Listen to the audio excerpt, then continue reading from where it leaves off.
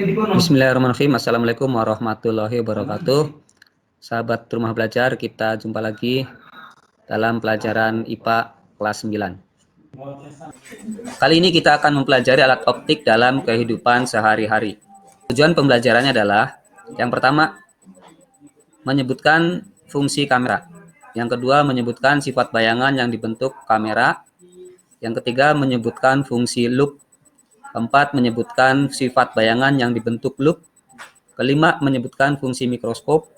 Keenam, menyebutkan sifat bayangan yang dibentuk mikroskop.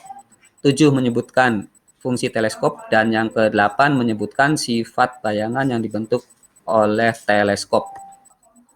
Pembahasan yang pertama yaitu kamera. Fungsi dari kamera adalah untuk membuat gambar dari objek.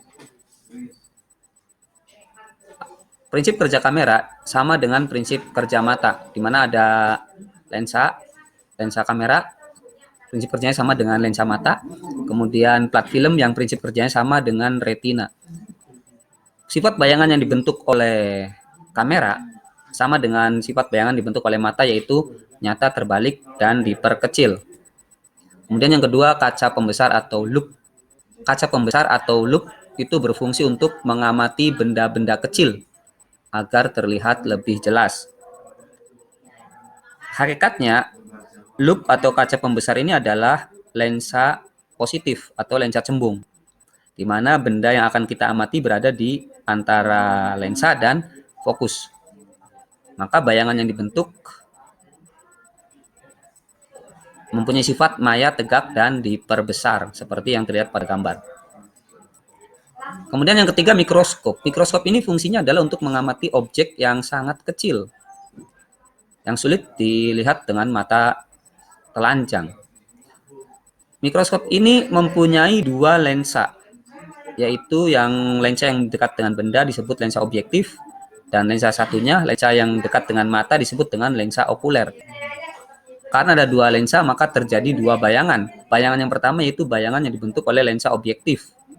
Nah, ini adalah bayangan yang dibentuk oleh lensa objektif. Bayangan yang dibentuk oleh lensa objektif mempunyai sifat nyata, terbalik, dan diperbesar. Bayangan dari lensa objektif ini menjadi benda dari lensa okuler. Maka ini akan membentuk bayangan lagi, yaitu bayangan dari lensa okuler. Sifat bayangannya adalah maya, tegak, diperbesar. Maya, tegak, diperbesar itu dari bayangan ke satu.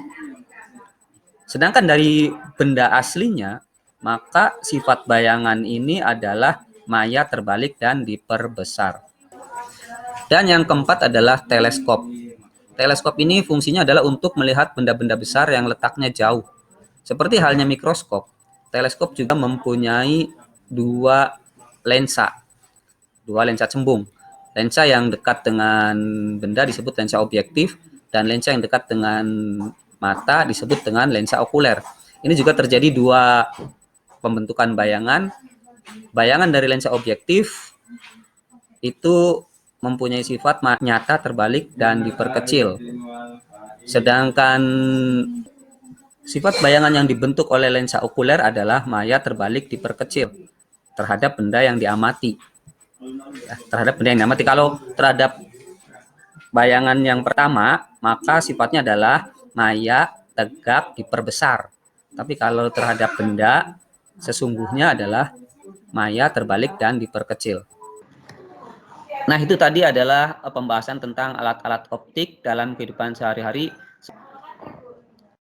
Semoga sahabat rumah belajar bisa menambah pengetahuan, dan wassalamualaikum warahmatullahi wabarakatuh.